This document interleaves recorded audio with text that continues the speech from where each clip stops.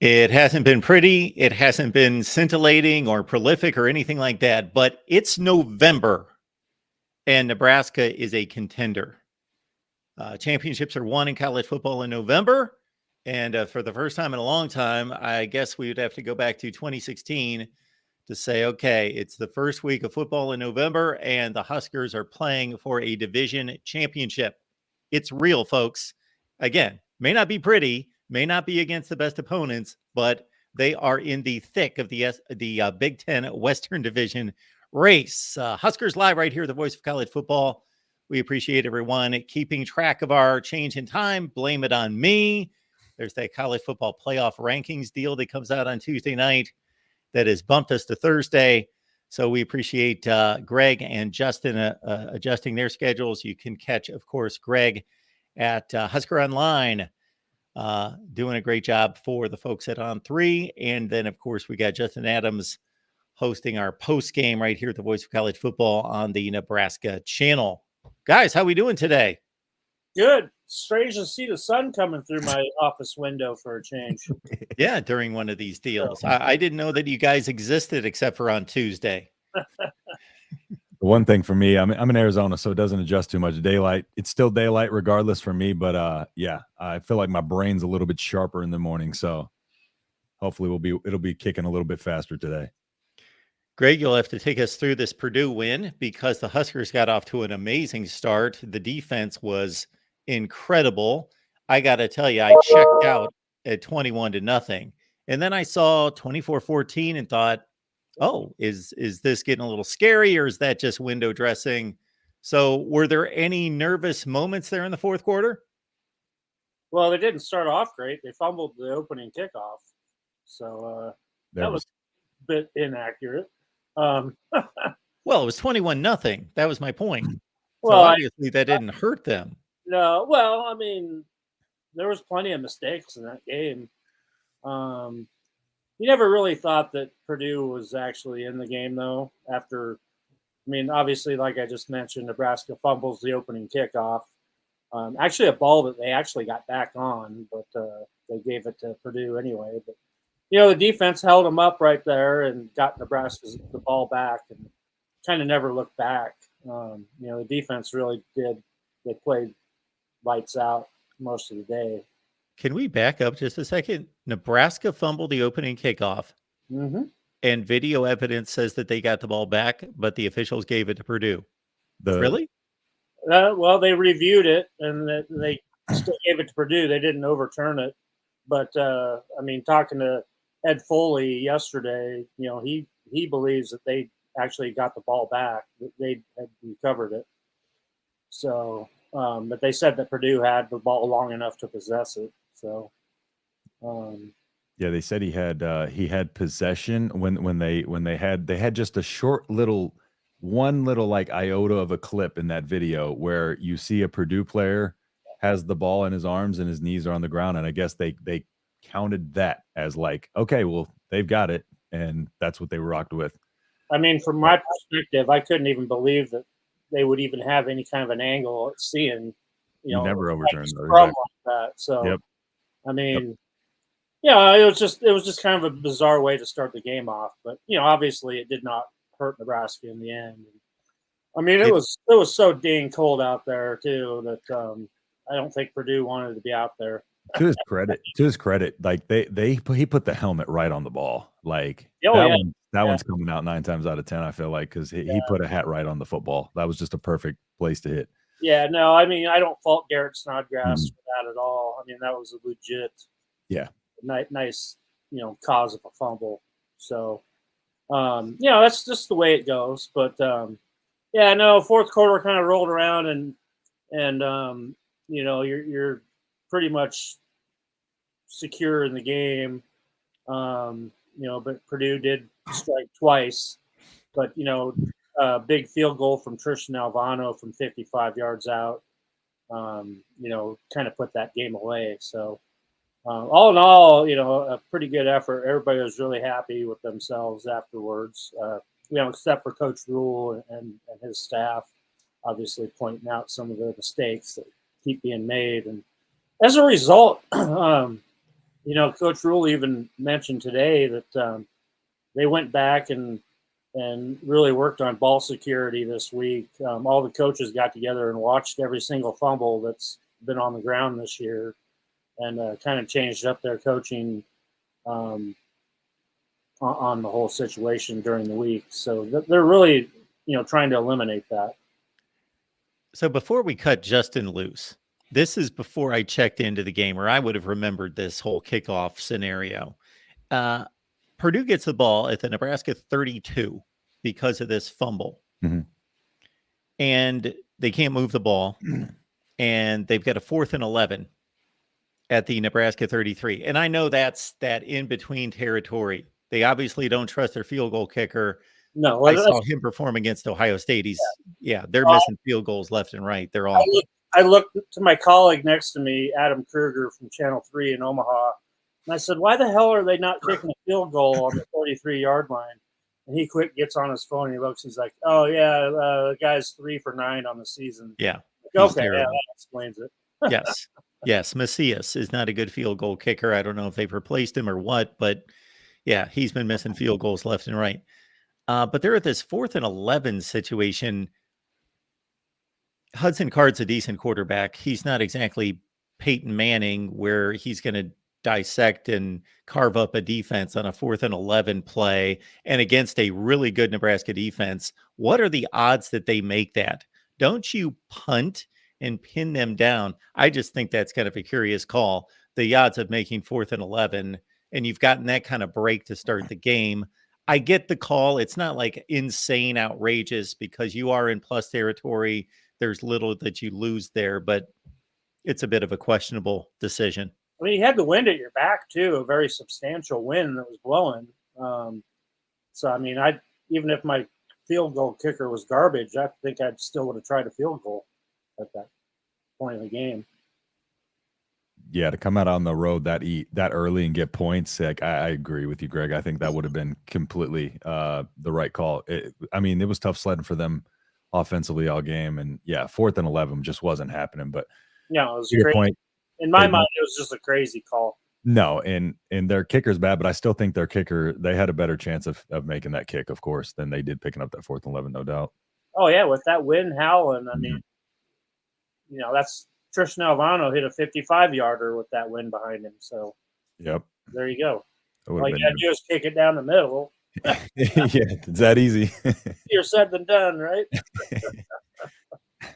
Then the Huskers go punt, and have negative yardage after 2 drives, and then they go on a 15-play, 87-yard drive, Justin, that, especially for Nebraska, that is textbook for any offense, but especially with the way they want to play offense, to hold the ball for that long, possess it for 15 plays, that is exactly what they want. Yeah, it was pretty much just, using as many of the downs as they could and just converting. The biggest thing, of course, has been the third down conversions, these long drives, and just trying to milk the clock, because that's got to be Nebraska's MO this year. As we all know, it's defense. The offense holds the ball, takes care of the defense. The defense will set up the offense for success. So those long continuous drives like that, where there's a lot of plays we're putting together, are very important, and just coming out and kind of letting the air out of the tires with some long drives in that game really helped us, I think. In getting that lead and kind of controlling that and keeping them, keeping their offense off the field, keeping their points down, because like you said, I got a little nervous there when Sims fumbled that ball and they returned it. I think we all get a little nervous when that momentum starts to change, just because we're a little shell shocked from the past. So, but it was nice to see. I feel like the offense is actually finding somewhat of a rhythm now, since these young guys are getting experience and getting integrated into the systems and stuff. I really think that the offense is kind of catching a little bit of a groove. I don't know how much of a groove they can catch fully. 4 games left, and just with the injuries, of course, but the fact that they are improving, we saw a big play, we saw sustained drives. That's going to be extremely important coming into the next few weeks. Maybe Michigan State, not as much, but when we're facing Wisconsin's and Maryland's and stuff like that, we're going to need to put long drives together, chew that clock, kill the time, control the time possession, and just kind of assert the dominance defensively. Poor Jeff Sims. Boy, the crowd was not happy with him after he fumbled that ball. Man, Oh. it's been rough. I've heard equipment staff for him is the only way he should have helmet on the field now. Oh, yeah, no, it was kind of disturbing how you could hear some of the fans, their comments. So. Oh yeah, yeah, no telling. There's just, yeah, that's unfortunate, but the play, man, the outside of, he doesn't deserve any of that, of course, but man, did that experiment fail miserably? Because when he came in, I don't know if you, but I was just like, I feel like most of us were probably kind of hopeful that we would see some of what we expected to see from Sims coming into the season, and maybe like when he came in that moment, hey, it's at midfield, maybe he can put a little bit of a drive together and kind of get some confidence back. That went about as bad as it possibly could have. Yeah. So. Talking Huskers with all of you each and every week, usually on Tuesday. This week on Thursday, we'll be on Thursday if we can, the three of us get together. Each and every Thursday looks to be the day going forward, at least for the next few weeks before we get to Championship Saturday and the college football rankings are complete. Nebraska defeats Purdue pretty easily, 31-14. Another tremendous effort by the defense. When you have less than 100 yards passing and less than 100 yards rushing, and you don't score until the game's been pretty much put into the book at 21-0, that's a really good effort. So we know Purdue's not a tremendous football team or anything, but that's a pretty lock solid, dominant performance. That's what Nebraska should do against Purdue. And they've been competitive against pretty good teams. So they're not just a complete pushover, no good, awful. They're not a good team, but they're not just a nobody. So that's a really good effort. This team is getting better and better by the week. Yep. A lot of it, I think, has to do with, like we said before, the young guys just getting experience. Emmett Johnson had his best game to date. Prince, I can't say his name, Umanawellen. Greg, can you help me with the pronunciation of Prince's name? Umanawellen? Unakamwellen. Okay, that one. I'm sure they've got a nickname for him, right? I'm just going to call him Prince. People should know. Prince is unique enough. Coach White has a nickname for just about everybody. You need a play sheet to decipher a lot. But it was just the 73-yard touchdown over the top was huge. Just to know that we do have that level of explosiveness in there. Heinrich Harburg hitting a deep ball, his deep ball accuracy had been a struggle for most of the season too. But on the defensive side of the ball, these guys are just flying. They're flying to the ball. They forced 3 turnovers. It's physicality like I haven't seen before from the defense, and just the energy, and they it's for me, this is what we had been asking for years, more so than an offense, because the defense to me in the Big Ten especially is the most important part. And as we establish a little bit of a run game, I think that's going to get a little bit easier for us. The problem that I think lies is depth right now. And that's the only scary part, is just we don't have the depth across the board like some of these teams do. And with the way we're already injured and stuff like that, it's both of these units are going to have to stay pretty healthy down the stretch here for Nebraska to continue to win the way they are, because I'm not really sure how much more we can take. But like we said, just the overall play and forcing multiple turnovers, the 3 turnovers were huge. Our offense can't continue to turn the ball over the way they are, but there's going to be a point where I think the offense is going to have a game, and it's going to have a clean game. And this Michigan State week might actually be the week for that, I feel like. Well, when you look at their roster breakdown, they have 60 freshmen on their roster. Yeah. 44 true freshmen and 16 redshirt freshmen. That's crazy. So you see, with all the injuries to the upperclassmen, all these young guys have kind of had to step up where a lot of them might not have. But it's a testament to how they do things, under Matt Rule, with their practice, the way they practice and get reps to everybody. So a lot of these young guys developed a lot quicker than, most of them would have had to. So it's been a blessing. Yeah. And I think one of the biggest differences you've seen is that the special teams isn't a mess like it has been for, the past several years. And, they come up with a big kick block that turns into a touchdown with Quentin Newsom going down high-fiving with Tommy Hill. And, I mean, the special teams has been playing great. You got a kicker making a 55-yarder, the second longest in school history. I mean, it's been a big turnaround in special teams. Yep. Yeah. And they're not giving it away like they used to and making mistakes. The only problem is, the return game hasn't been there. But and I think it was you that pointed out earlier this year, Emmett Johnson in fall camp was getting reps with the ones too. So I don't necessarily think, his resurgence or his surge here is really, it's a credit to his work ethic. But yeah, they were seeing the talent in him, like you said, early in fall camp and stuff like that. So this is something that the coaching staff has a lot of trust in him too. The only thing that I was curious about, I don't know if you have any insight on this, Greg, is the Anthony Grant situation. It seems like they're hesitant to give him a lot of touches. Do you have any insight into why? Is it still the ball security stuff? Yeah, it has to be. It really has to be. I mean, Coach Rule won't go straight out and say that, but he keeps saying that he trusts them both. But I think that it comes down to practice, and I think that Emmett Johnson's been practicing better than Anthony has. So if you're gonna win practice, then you're gonna start the game. So and Emmett hasn't done anything to distract from that whatsoever. He's been playing better and better every week. So. I'm not saying that this is the case, but let's just say it is the case. Let's say Anthony Grant's a better back, but Emmett Johnson secures the ball.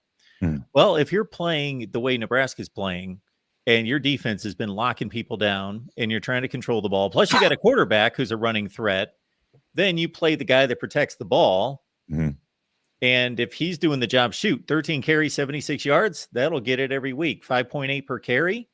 But if he's not doing the job and you find yourself down by a touchdown in the third or fourth quarter and you need a spark, then maybe you go to Anthony Grant. And obviously, I know you guys know the situation much better than I do, that Anthony Grant was the featured back last year, gained almost 1,000 yards, but he still had 6 carries in this game. Now, I don't know at what point in the game, I don't remember that they came, if that was, did they seem to put him in for a drive or two as the main featured back, or just kind of bring him in for a play or two at a time? I don't really recall the rotation on it, but you have to remember this offense is centered around the quarterback run. They run a lot of option plays, and that's a quarterback's decision. So Anthony had more snaps than the 6 carries that you're looking at. But, so they're not asking their running back to be the bell cow right now, because that's the quarterback's job in this offensive scheme. And then you see him go up top, take a couple shots, and you hit a freshman for a 73-yard touchdown. That, it's pretty nice to have a couple of true freshmen out there that can run a 10-4. And, most of these DBs that are covering them can't run with them. So, you do have a little bit of different types of weapons going on out there. And, like I said, this offense is geared around the quarterback running the ball. Yeah, it seemed kind of Anthony Grant's runs. Yeah, they seemed a little kind of scattered in there. It seemed to me like they were just, Emmett was they're riding the hot hand, but like he said, there is a lot of option runs and stuff like that, because they're bringing a lot of things off of that option, just like that long touchdown over the top was off of an option look last week.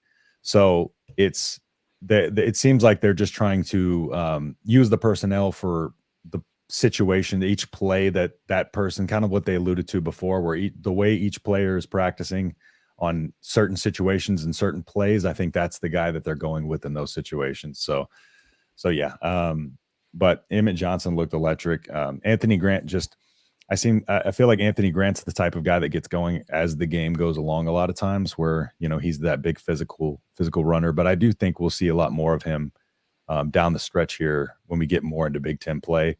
I just don't necessarily think with the way this game was trending that he needed to be used heavily. But I do think it's going to be a big mix of them. But we also got to remember there's 4 games left. So now comes the time where these guys who can't want to play and can't, like Quentin Ives and stuff like that, they won't burn their red shirts if they do play from here on out. So we're also getting to that point where we may see some new faces being able to get sprinkled in there without them having to burn their red shirts.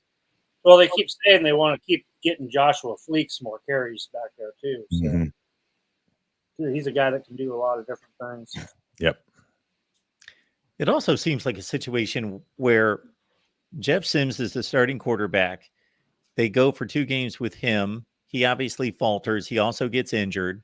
Heinrich Haarberg comes in, and I know he's been on campus for a long time, but this is the first time he's been the guy, had the offense, and he's not lighting the world on fire, but they've got an identity. They know what they need to do. They're going to just pound the rock.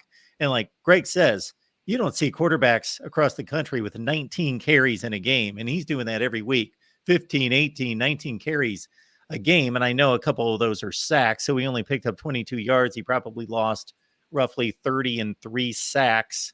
So he picked up probably 50, 55 yards rushing, and that's a down game for him. He's usually in the 75 to 90 yard range. So even though it's not the prettiest offense in the world, and we got to give him some slack for taking some time once Haarberg took over to really figure out who they were and what they could do, but they seem like they know who they are on offense. This is what we're going to do.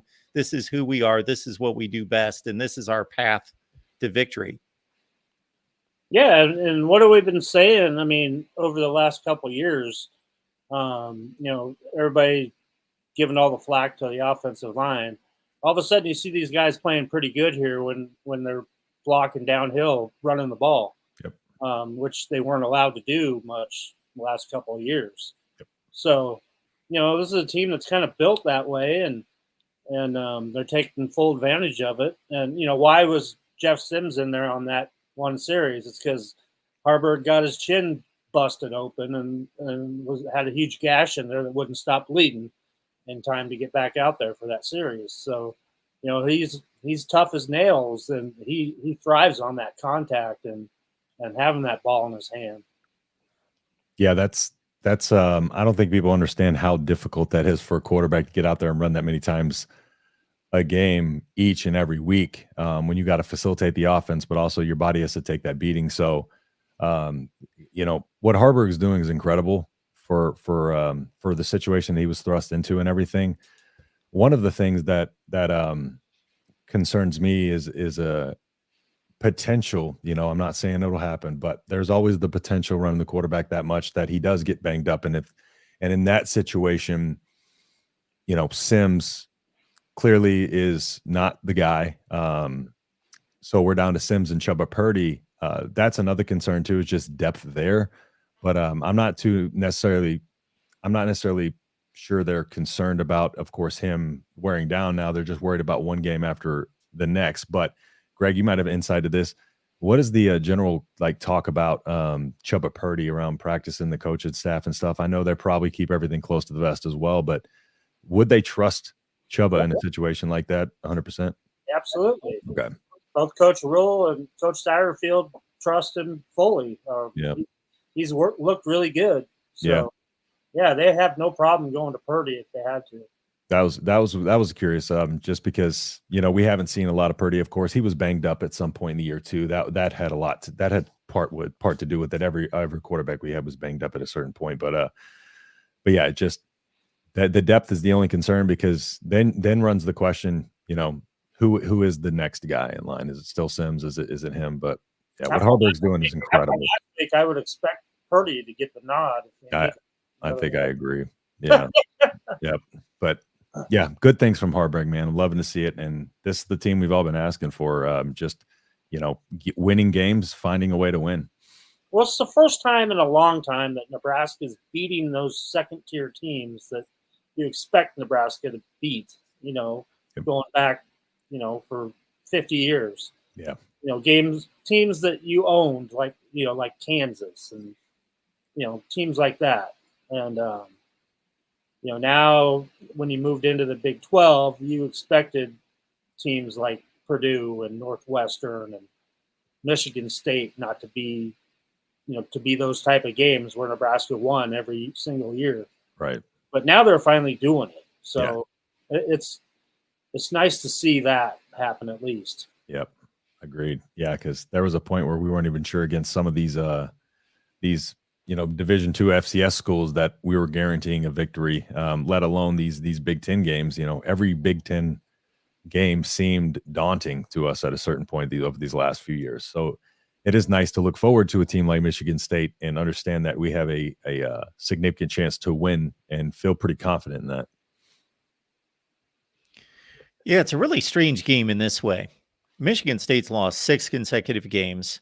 They have no hope on this season. They're playing out the string. They're playing with pride. They're playing pretty well. They took Minnesota to a game. I know the final was 27-12, but it was a close game in the fourth quarter until Minnesota broke it open. So they're still fighting. They're still trying. Yeah, the last 3 or 4 games have been they've been right in there. Yeah.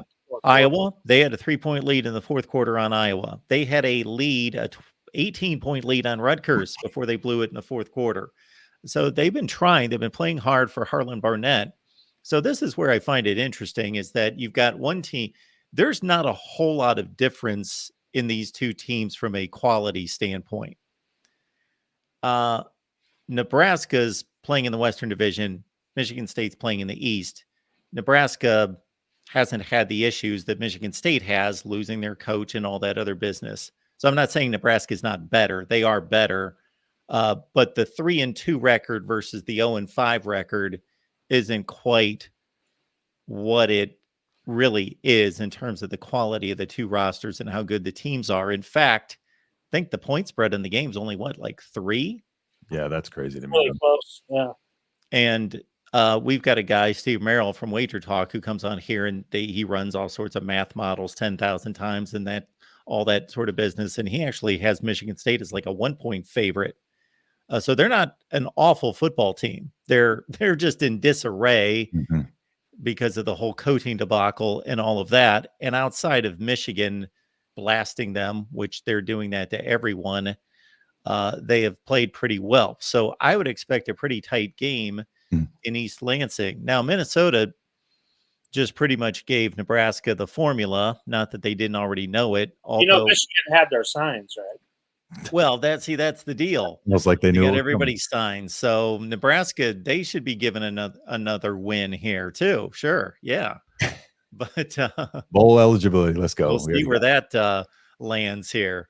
That's getting ever and ever more interesting as now we hear the Big Ten coaches have gone to the Big Ten and said, get after them because the NCAA's they're working on it, but it's going to be a while. So the NCAA works very slow. What's that? The NCAA investigates things very slowly. Yes. Very slowly. But I'm looking at Minnesota's box score against Michigan State, and I watched quite a bit of this game. They ran a running back. His name's Jordan Newman. He's like, Minnesota seems to do this every year. They lose like 3 running backs, and the fourth guy can still run for 150 yards a game. But he is the brother of one of the best safeties in the country who plays on defense for them, Tyler Newman. But Jordan Newman, they ran him 40 times. How often do you see this? This is like the NFL in 1975, running him 40 times for 204 yards. Walter Payton style. Yes. That's what those guys used to do back then. But Ethan Kalkamanis is a pure pocket passer, so he doesn't even provide any kind of threat that Harburg will against this Michigan State defense, but they obviously can just be pounded up front. Shoot, Minnesota ran for 200, passed for 200. So Michigan State, I think they're playing hard, but again, Nebraska should have the formula to come out with a hard-fought win. Yeah, I don't even know with the way they're doing media timeouts now. Some teams might not even get 40 snaps off, I feel like. So 40 carries is absolutely ridiculous. But Iowa had 32 in a game against Penn State this year. That's absurd and not surprising in the least bit. No. But yeah, I agree to your point where they're not a bad team, and they have been playing teams close. I think it's a matter of like one's trending up and one's trending down at the same time, and we're just kind of meeting in the middle here. Yep. And this could very well. This is why I think this might be the game that Nebraska kind of finally plays a clean game. I think this is a perfect storm going into the final stretch of the season where Nebraska has a chance and needs to, I think, make sure that this is a clear-cut victory. I would love to see the offense finally against probably I don't want to say anything bad about Michigan State, of course, but probably our least worrisome opponent left. I think this has to be the game where we finally play clean and show that, like, hey, we can do this. We can, not turn the ball 3 or 4 or 5 turnovers a game, because that's not going to do well for us in the last stretch of the season. So I think it's just a recipe for success for us with Michigan State trending the way they are, again, playing very close, but losing those close games also just kills a team's mentality over time, as we've seen. So I'm not sure mentally what Michigan State's going to have left. It is senior day, so there's that they're playing home in senior day, so there's something there to play for. But yeah, the 3 points to me is very, very I don't know. I think the spread should be more so in like the 7 range, but that's just me personally, of course. But yeah, I think this is going to be a pretty, I would say, couple score victory for Nebraska, probably in the state Michigan State's in right now. No knock on them. They're just not they're not in a situation where anything's going to go good for the rest of the season, I feel like, and it's constantly trending down every week.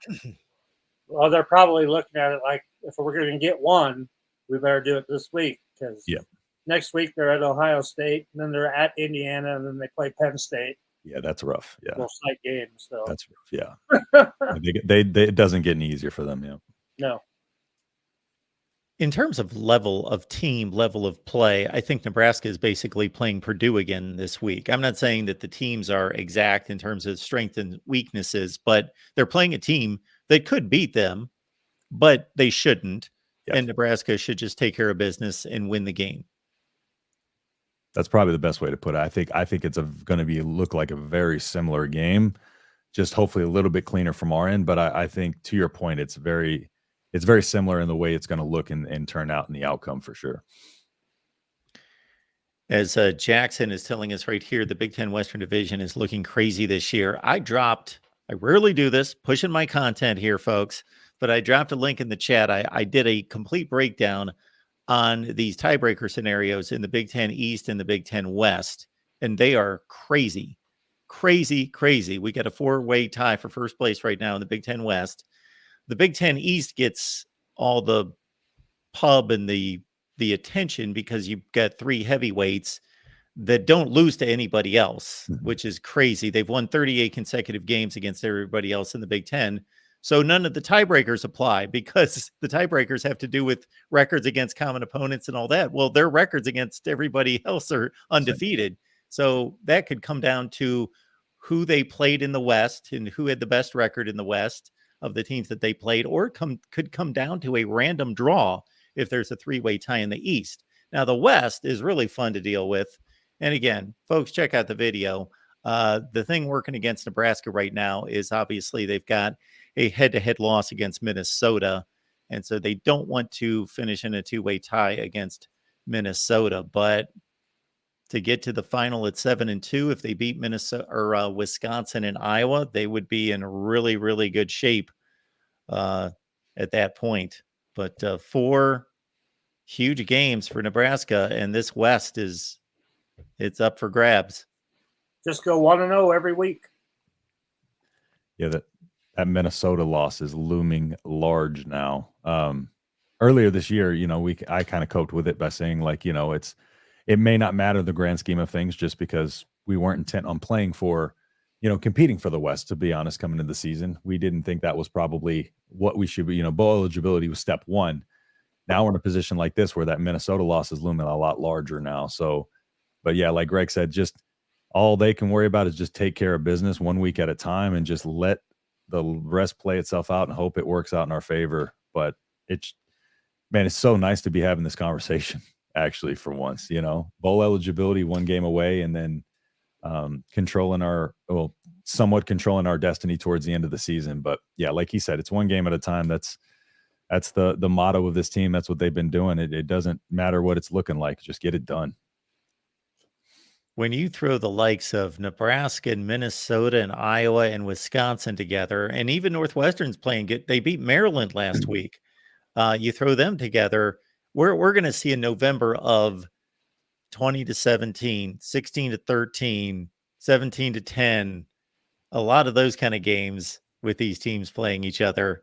And we'll see the bounce of the ball. Iowa had a bad bounce of the ball against Minnesota in terms of an official's call that was largely questionable, or they'd be controlling the division. That's how tight this all is. Mark, I'm curious your opinion. What if Nebraska rattles off a win over the next 3 weeks, let's say, right? Yep. Does that get them ranked? You're looking at the end of the top 25, a lot of 2-loss teams there. A lot of those are probably going to be 8-3. Yeah. So a lot of the teams in there with 2 losses towards the back end right now are going to, a few of them are playing each other. So some of those teams are going to get losses, about half of them. So just curious your take on that.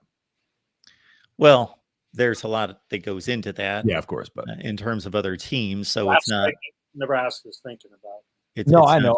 I just a conversation. Just was fun to bring up. I thought just open the conversation because it's something. When's the last time we finished the season ranked in top 25? So it is also something that that is a potential. So I'm just curious of what y'all think it would take. Would that be enough to get there just with the strength of schedule the way it is, or what's your take on that? I'm just really curious. They would have one win that would be considered a pretty good win, and that would be Wisconsin, and really nothing else. Yep. But again, it depends on all these other teams because 8-3 looks pretty good in the Big Ten. Yeah. I just think the perception of Nebraska is too bad right now for them to garner any kind of votes. I would think. That makes sense. I was just Rutgers is 6-2 right now, and they're nowhere near the top 25, for example. Nebraska is not a top 25 team. No, just a fun conversation because it would be pretty cool to end the season, But that would also come down to who we play in a bowl game and stuff like that. But something also to keep in mind towards the end of the season, maybe. I might be pressing. I'm talking Big Ten championships, national championships over here. I get it. Win the division. Yep. Actually, win Saturday. Win the West. Yeah. Win Saturday. But as Jackson is pointing out, and I mentioned this in my video, is Minnesota going to go to Ohio State and win? They've got probably a 5% chance of doing that. So that's almost an automatic loss. So that actually knocks them back down. So if Nebraska wins the rest of its games, they will win the West. Seemingly. Until I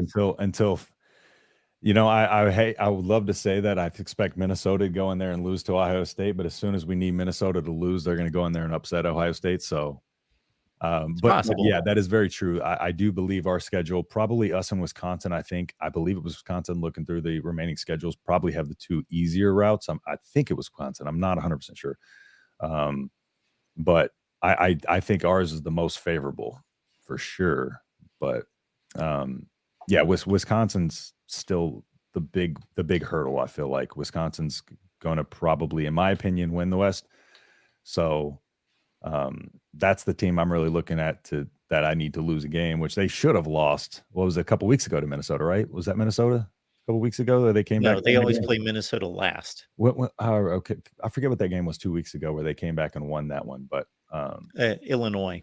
That's right. So, but you don't need Wisconsin to lose.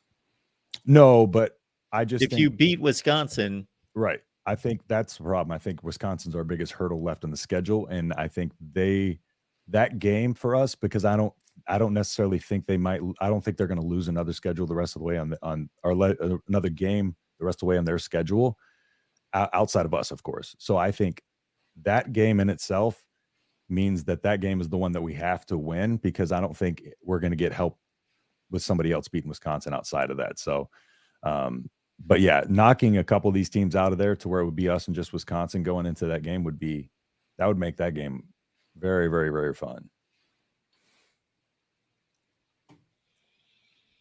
Absolutely. Folks, we do this each and every week, typically on Tuesday. But blame me, we're here on Thursday and we'll be for the next 4 or 5 weeks until the end of the regular season. Then we can kick it back wherever is best for all of us. So we could make it back to Tuesday night at that point. But expect us here on a Thursday. Please subscribe to the channel and hit the bell for the so that's an easy fix. Also, when you shop on Amazon, please use the link that we provide in the description section. It's the exact same shopping experience. Doesn't cost you a penny. I've had 50 people tell me, hey, it's good to go. Use that link.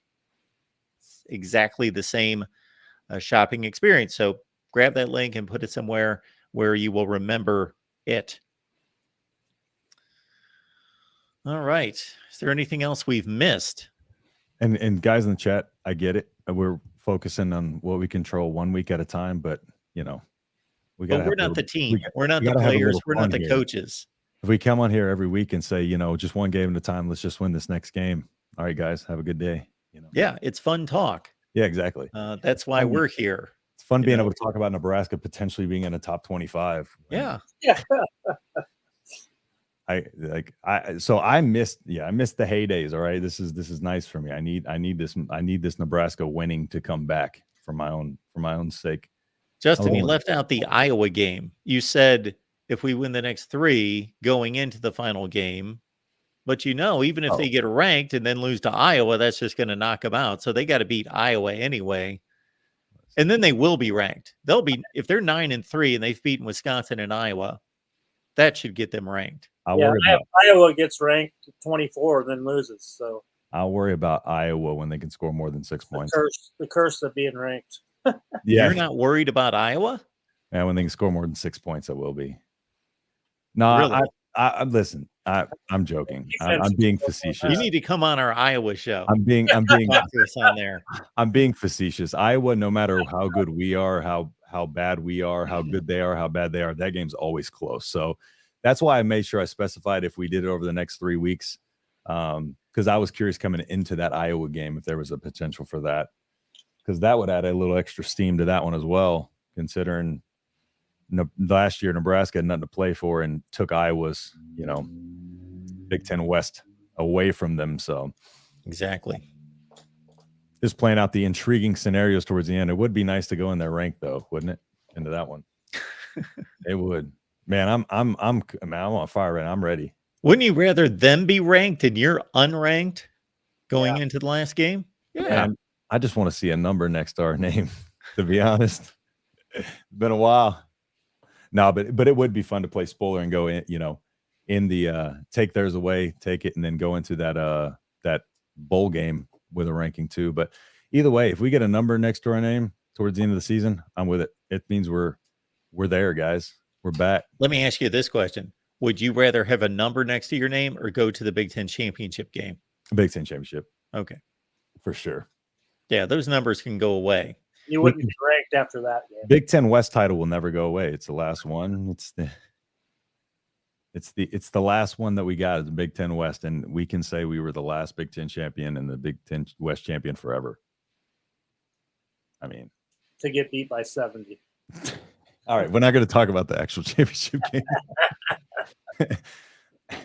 Hey, they're cheating. The team that probably will play there is cheating. So doesn't count. I've been for years. Yep. Mark's biting his tongue here, not wanting to talk about. Oh, I've been talking about it for 2 weeks. Talking about it a lot. I know. I've peeped on the stream. Well, believe me, I'm talking about it way too much. And I threw out a stream for this fine day at 6 p.m. Eastern time, everyone over on the main channel, because for as much as we've talked about it, people want to keep talking about it. And the news came out about the Big Ten coaches, so we'll address that. So give me a call tonight at 6. As Jackson is saying, there should be a Iowa-Nebraska crossover. Well, we do that every year, Jackson. When the game comes, we will get there. When the Wisconsin game comes, we will find our Wisconsin guy. We will do all those crossovers Corey. Absolutely. Corey. Yes. Corey will be ready to take on Justin and his comment about scoring 6 points a game. Hey, that's my prediction for their game this weekend. It's 6-3, and we all lose. So. I want to know if he's going to miss Brian Ferentz. No. Man, I think they're gonna. I don't think anybody in that city is going to miss him at all. from the talks I've seen on Twitter from Iowa fans. They're finally relieved. Yeah, man, they that Northwestern, or is it Northwestern Iowa this weekend, right?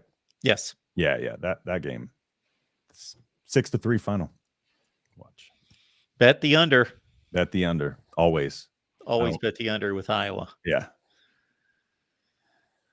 Yeah. That's another thing with our guy, Steve Merrill, who comes on, and we joke about the Iowa over under every week, and they keep coming in under. It's what was it this weekend? I can't remember. I had it up here earlier. I actually the score prediction, I actually had them in the over, believe it or not, surprisingly. But I looked at the stat. I don't remember what their I just think their over unders are so low at this point. Like eventually they're gonna have to hit the over. But the Iowa Nebraska game, that I can't wait to see that over under. That one's gonna be interesting because both defenses are excellent. Both offenses are anemic at times. So yeah, that one, that Iowa game is going to be real fun this year, but not to get us off topic. I digress.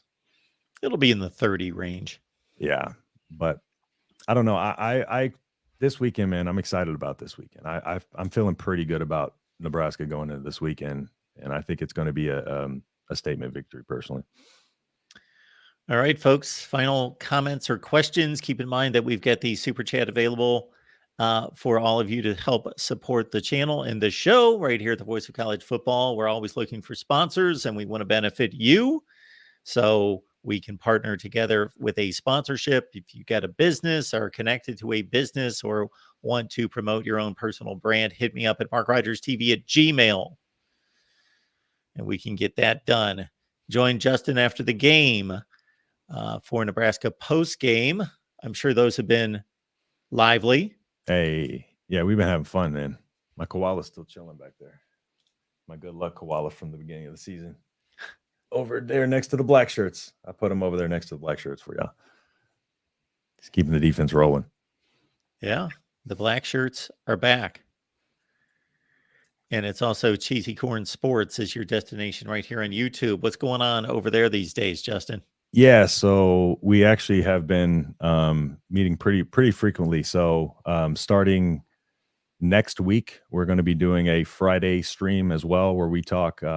It's our Cheesy Corn Sports stream where we talk, fantasy football, NFL stuff, and then we have recoined our Sunday stream to Only Fantasy. So it's Only Fantasy, presented by Cheesy Corn Sports on Sundays. So if y'all are fantasy football fans, the Sunday streams will be for y'all. And if you are just fans of football in general and fantasy football, the Friday streams will be doing a little bit of both. We're taking callers on both days. So yeah, hop in there, call in, get your lineup questions answered, start sits and stuff like that. And we just kind of hang out and have a good time. So Greg Peterson, Husker Online. Is there anything we need to know about what's going on there, Greg? Not really. Just our usual wall-to-wall coverage of Husker athletics. There we go. Basketball starting on Monday. Volleyball is into their final 5 games of the season or so. And obviously football is on the road this week. So high school football playoffs are in full swing. So a lot going on these days. All right, Greg. We appreciate it. Justin, we appreciate you as well and making this happen each and every week. Is Thursday, are we going to announce this as our new time? What do you guys think? Do we need to deliberate? I'm cool with it. I'm good with it. Folks, y'all here. Next Thursday, 2 p.m. Eastern time, 1 Central, right here for Huskers Live. And hopefully another win and closer to having a number next to Nebraska. Yeah. That's what Justin wants. Numbers. All right. That's what it's about. All right. See everybody back here next Thursday.